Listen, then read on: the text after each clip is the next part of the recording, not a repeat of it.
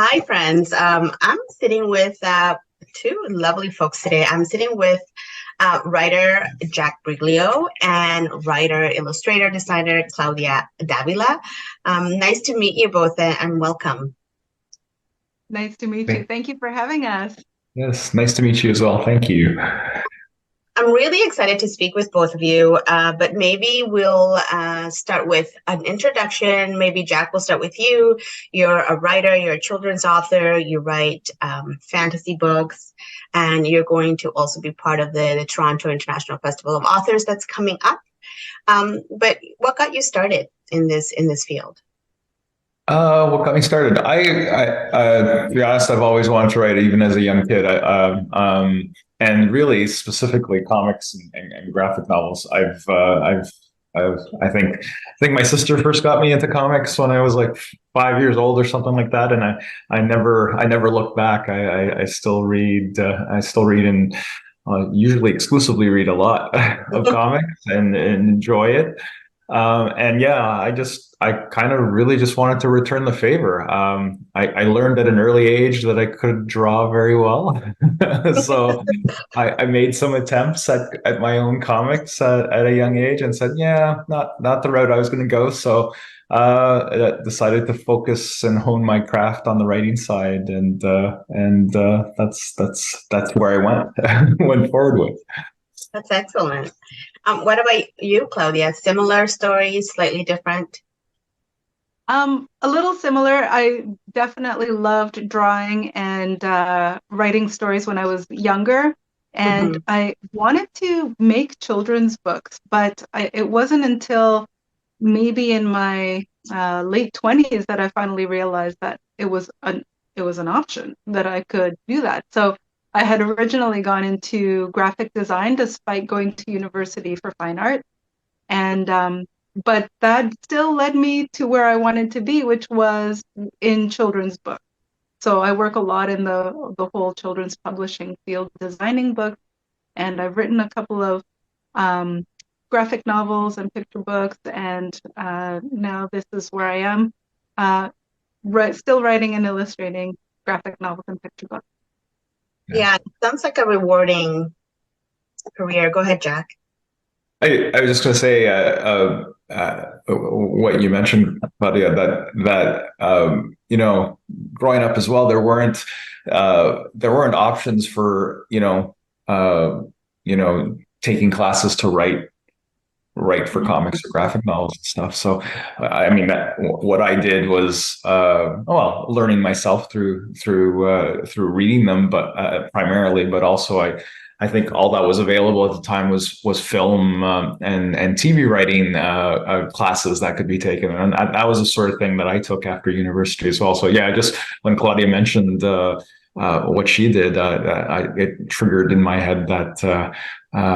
What I did to where I started to take it seriously in my 20s was taking some classes to help me get down that path and to become writing for children and children's books and all sorts of different stories as well. So in comics, specifically in comics. So, yeah, Right. yeah. Yeah, so I think you're right in terms of how maybe the field has also expanded now, where there's more diversity in classes that are available. Um, do either of you teach now in terms of writing or illustration? Personally, I don't do a lot of teaching. I get very nervous talking to groups, and I would have to prepare lessons and just read notes word for word, which makes for very boring teaching. But whenever we do, school visits, library visits, workshops, etc., I that's the opportunity I get to encourage children Mhm. to draw as much as they can and to not give up if that's what their passion is, whether it's drawing or writing. And it's really hard, though, to teach something that is so vast and fluid in how people can express themselves visually or draw or write a story or draw a story.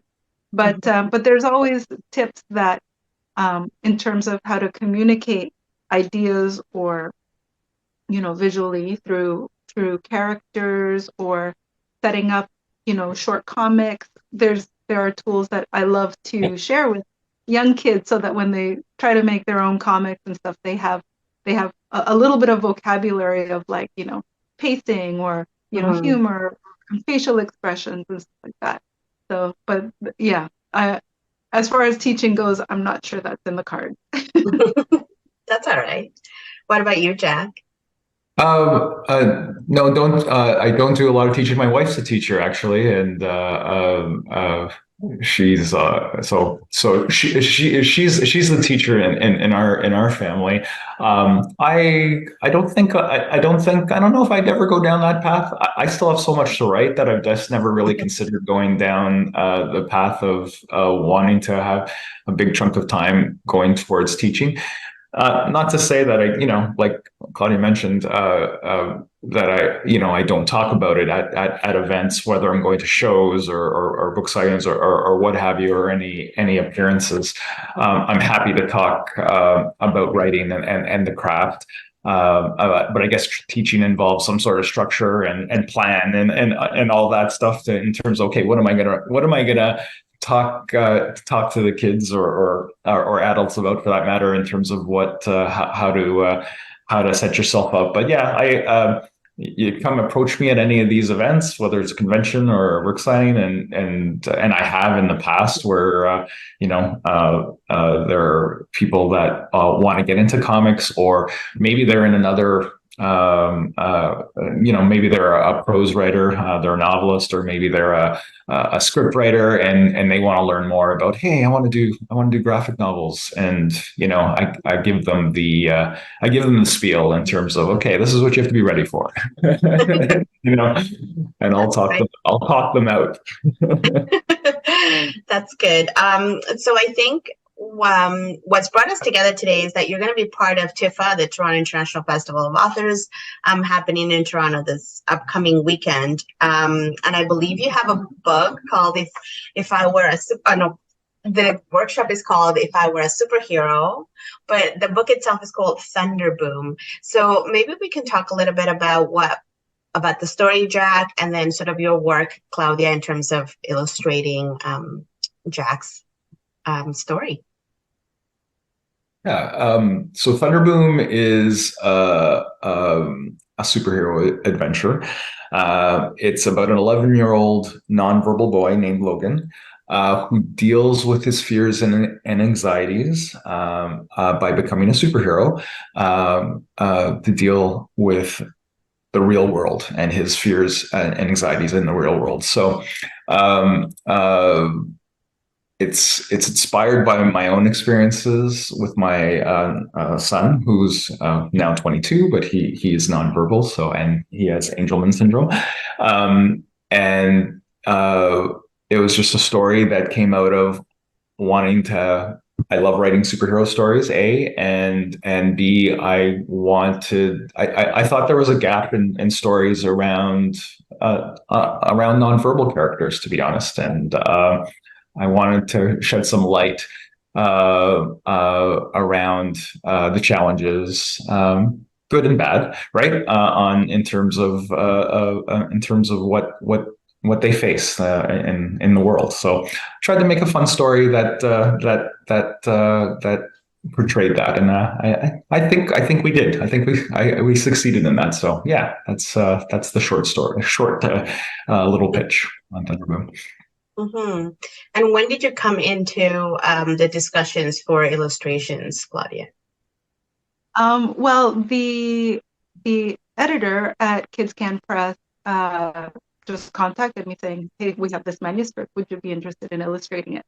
So they had already been working with Jack before I came onto the scene, but I was really happy to get on the project because, as Jack was saying, since the main character is nonverbal, comics are the perfect medium for this kind of storytelling, because you're not going, if it was, a chapter book or something like that, it would be pretty hard to show what somebody is trying to communicate or think without the visuals. So getting the chance to draw Logan as just as a regular 11-year-old boy going through his day and then turning into, in his imagination, a superhero that fights crazy creatures that are really in his imagination, but that are more from reality.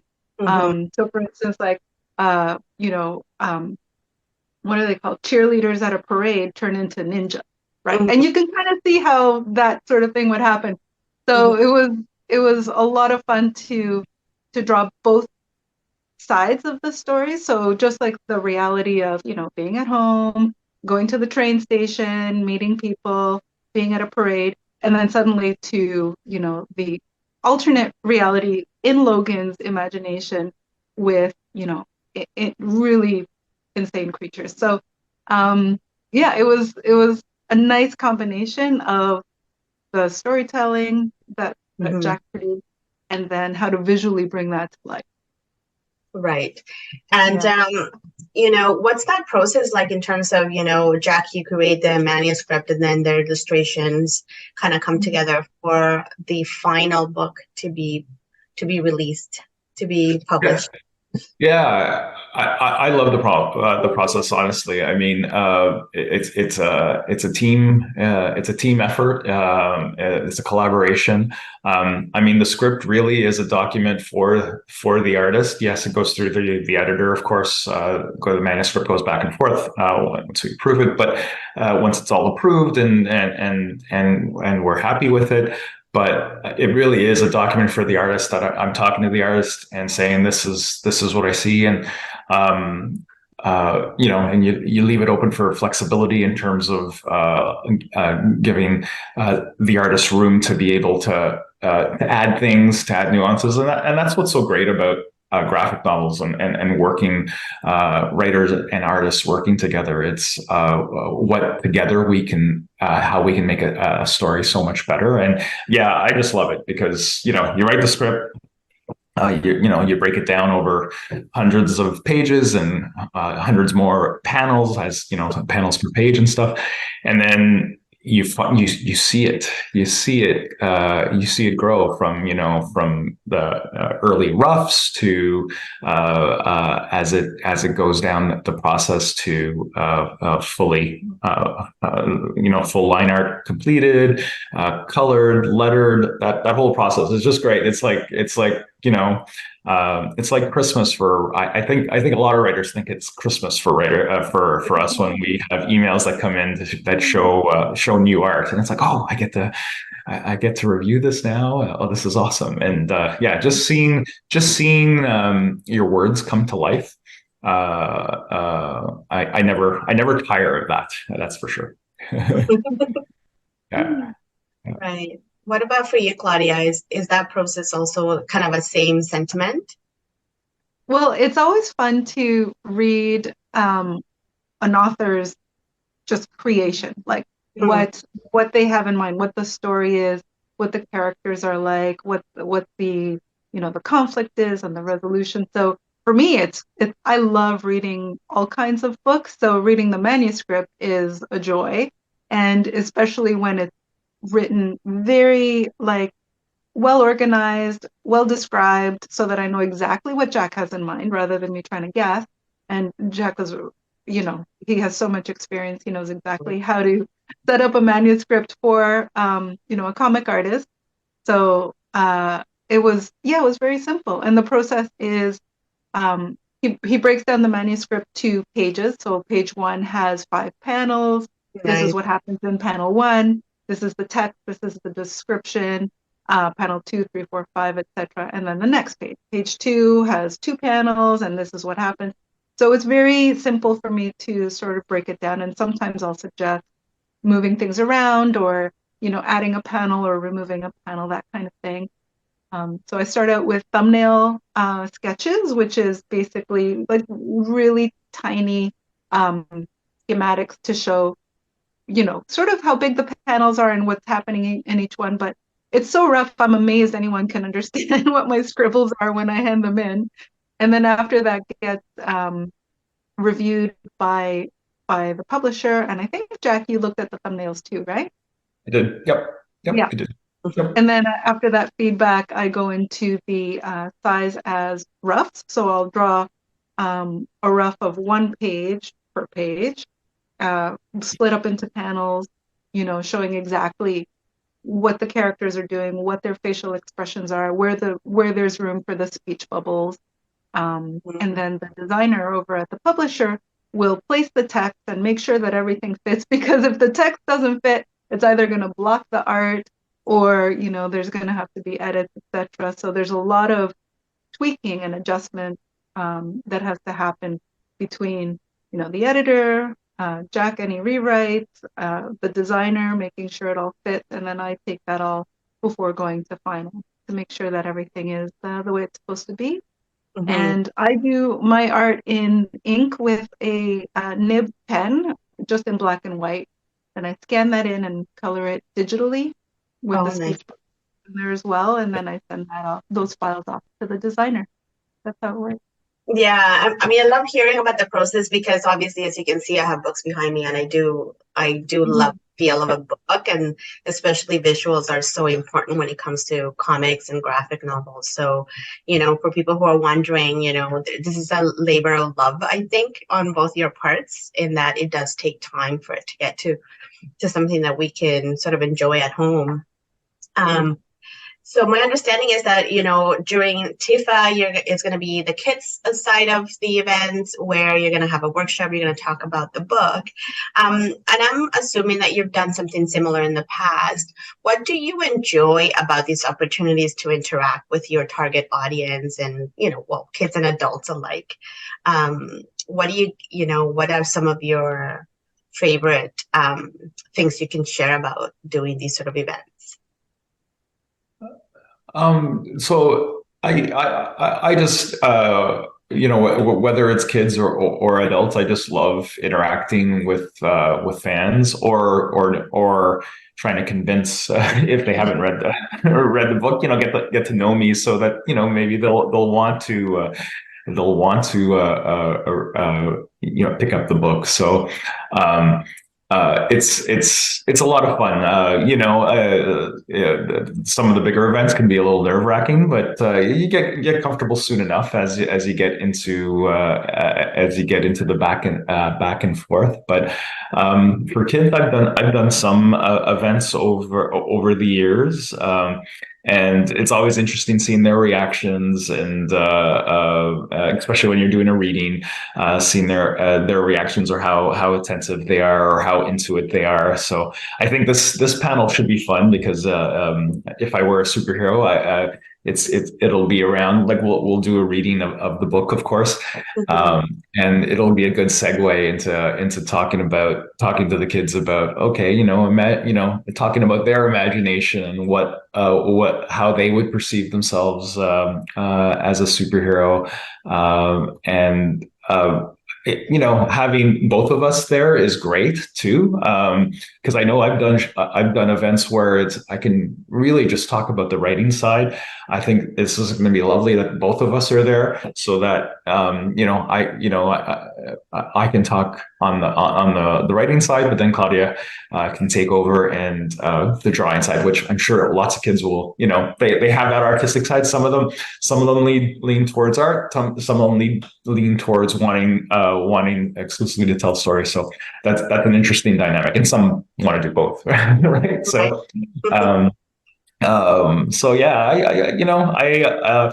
I love interacting with kids. So I look forward to every event that I'm invited to be able to spread the word, and just have some fun with them, and hopefully they come out there and not just entertained, but they've learned something, right? So That's right. Mm. What about for you, Claudia? Well, what's special about these kinds of events is that the people who are participating and visiting, like at TIFA, they want to be there. It's not like some school thing and they're kind of stuck and they're not interested in drawing or writing or anything. The kids who are going to be there are like excited to meet the creators of the books. They love books. They ask their parents to buy all the books they see because they love books.